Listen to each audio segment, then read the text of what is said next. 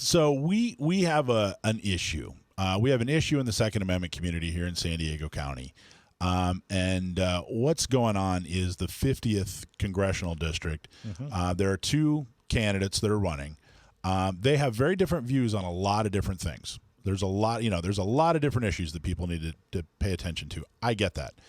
But when it comes to the Second Amendment, there are people who are falling back on that old mistake that, R means gun and D means bad gun, that Republicans are, if it's a Republican against the Democrat, then the Republican's good on guns, the Democrats has to be bad on guns. Now, I'm not saying that ICE is bad on guns. In fact, he's got a fantastic record on guns. But what I am saying is that Amar Campanajjar, the guy who's running as Democrat, is not bad on guns, and still he's being attacked unnecessarily. So Amar is actually on the line here. Amar, are you there? Hey, yeah, Michael. Good to be with you guys, gentlemen. Good to be with you. Good to talk to you here. Okay, so I just want to get down to the nitty gritty. A lot of times we bring candidates on. There's a lot of this, that, and the other thing. We're getting right to it. We're going to get right to some questions that get right to the heart of the matter. And I think if you have to explain the answer more than a yes or a no, I think it's probably a problem. So I'm just going to get right to it and ask you some questions that I think are very important for people out there who are looking to vote based on Second Amendment issues. So, do you support banning classes of firearms based on their looks, like the assault weapons ban or pistol bans that we have here in California and that we had nationally for a while? Absolutely not. We have an AR-15 in my home, and on my website I say we shouldn't be banning guns on how they look. That's stupid. And the assault weapon, that term is not even a real term that we use in gun culture. So no. Okay. Crystal clear. There were no ands, ifs, or buts there. Now, when you ran, I don't know, you started running, 4 or 5 years ago. You and I have known each other for 2 years. And the reality is, a few years ago, you had some different views on some of these. And I want to talk about that after. But let me keep asking you. So I wrote some of these down. I wanted to make sure that we covered as much as we could. Okay, so do you support states having a may issue rather than a shall issue CCW policy? No, that legalese is problematic. It has to be shall. Okay.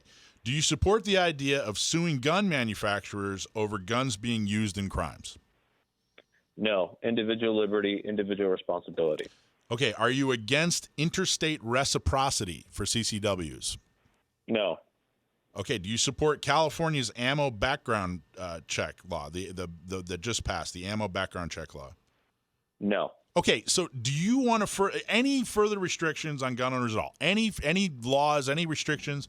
Are there any more restrictions that you're looking at if you get elected? Any that you support? Any that you want to, put on the nation if you're elected into Congress? Absolutely not. No, I support the Second Amendment. I'm actually probably the only candidate in San Diego history who's actually done a TV ad shooting a gun, shooting a Henry 44.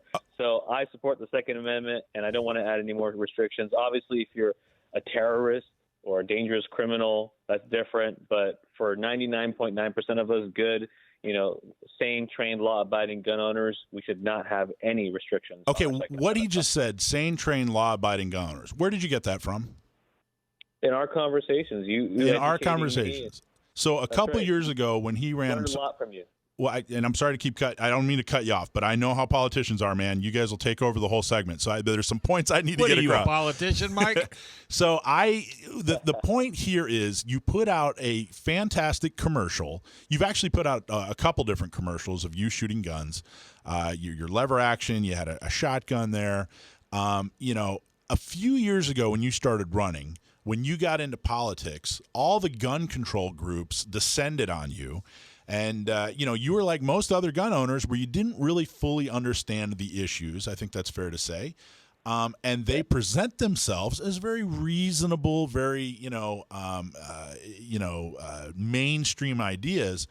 And nobody approached you from our side. Did anybody from the NRA or Gun Owners of America or any of these other groups, did anybody approach you when you started? No, I mean, I had to run into you at the Valley Center parade, and then we had a cigar. We ran into each other. So I wish I would have met you earlier. But I've been a gun owner for many years, and one group came up to me and tried to explain themselves, and they sounded like they had a lot of common sense. And it wasn't until you and I spoke that I understood the full scope, not just as a gun owner, but as a policymaker, what we need to do to protect the Second Amendment. And not to filibuster, but I think if we want to protect the Second Amendment, we have to make this a bipartisan issue. Okay, and that's where I'm going. And you're absolutely right. That's where I'm going. But I want to talk about, we're making a huge mistake here. And I'm not even saying, hey, vote for Amar, whatever. I'm saying that Amar put out a message, a mainstream message about gun ownership. We as gun owners should be thanking him and saying, hey, Amar, really appreciate it. I'm not saying you even have to vote for him based on it. But if you're looking at these two candidates, you can no longer say, well, I'm voting for the Second Amendment candidate. Both candidates are strong on the Second Amendment. Doesn't matter what their party is. You have to go find another issue to decide who to vote for on. It has to be some other issue. The Second Amendment, they're both solid on the Second Amendment. They're both just fine on the Second Amendment. And there are too many gun owners out there that are saying, oh, well, this guy's a Democrat, therefore I don't believe him. I don't believe that he's really a gun owner. I think he's just pandering, And the fact is, what are we doing if we're activists? If we're just trying to get Republicans elected, then we're just Republicans. But the fact is, we're activists. We're trying to change minds. We're trying to get people to support us. And when we do get somebody to support us through sitting down and talking to them, it wasn't just me. You're giving me a lot of credit, and that's nice, Amar. But, it's guys like James Elliott and some other guys that talked to you and really broke it down for you and said, hey, here's what's going on. And you said, hey, you know what? I really am more about civil rights. I really am more about the ability for people to protect themselves. When that happens, we as gun owners have to thank them. We have to support them. Because if Amar says, hey, you know what, this is what I believe, and I'm going to stand up for it, and gun owners still smack him in the face, how willing is he or anybody to stand up and support us? Now, I know everybody's going to say, well, if he believes it, he'll stand up for us. Okay, that's nice. Unicorns and, rainbows and all that other stuff. The fact is, people are trying to get elected. People are trying to gather votes. That's your job when you're trying to get elected. And if Amar goes out and says, hey, you know what, the gun owners really supported me, other candidates are going to go, well, then that part of my platform is something I'm going to highlight. But if Amar says, hey, you know what, I talked about how I'm pro-Second Amendment, and I got smacked down for it. Well, okay, then I as a candidate in another district or whatever in the future, I'm going to hide that part of me because I don't get rewarded by the activists. And I think it's a major mistake that we're making. And people, don't even give it a second thought. Oh, well, this guy's a Democrat, I'm going to blast him. And it's a huge mistake. Joe? Yeah, Amar. Hey, this is Joe. Just a quick question. All the answers that you gave to Michael's questions were great. Loved all those, but they're like 180 degrees out with the official Democrat Party platform, and even Joe Biden's website, if you go there, is even more extreme. I just wrote about this a week or two ago, and I listed out all those things. If you get elected and you end up in Congress, you're going to be 180 degrees out with those people. How's that going to work there? How are you going to be able to do the things that you need to do? Because you're going to need that support there if you're elected. Well, look, I've gotten this far without the support of the party. Nancy Pelosi freaking hates me. If you go to Breitbart.com, you'll see that I've said I don't want her to be my speaker anymore. And here's the reality. You guys are my voters. They can't vote for me in Washington. I'm beholden to you. So if you have any questions, you want to hold me accountable, 619-721-5148. That's my cell phone. I've had it for 20 years. Call me or text me before the election, or call me and text me after the election when I win. Hold me accountable. That's how I'm going to win re-election, is by delivering on my promises to protect the Second Amendment, to cut taxes, to make sure that we hold Washington accountable, get rid of career politicians, whether it's Issa or Nancy Pelosi or whoever it is. Okay. My focus is this district. We got it. We got it. That's perfect. I needed direct answers. You gave me direct answers. And I got to tell you, there's going to be somebody out there that's going to say, well, you didn't ask him about this. Oh, Mike, you didn't ask him about that. Well, yeah, we could sit here all day. There are people, we could sit here all day, ask him 100 questions, he'd give right answers, and you still wouldn't vote for him.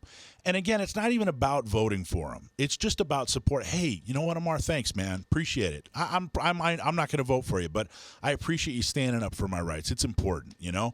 Or maybe it does change your mind. Maybe you do go, hey, you know what? ISO was a part of the Republicans for decades. I mean, there have been times that the Republicans have controlled all three branches of government and did nothing for gun owners. Anyway, Amar, thank you very much. Appreciate your candid response, and best of luck to you on Tuesday. Of course. Hope to make you proud.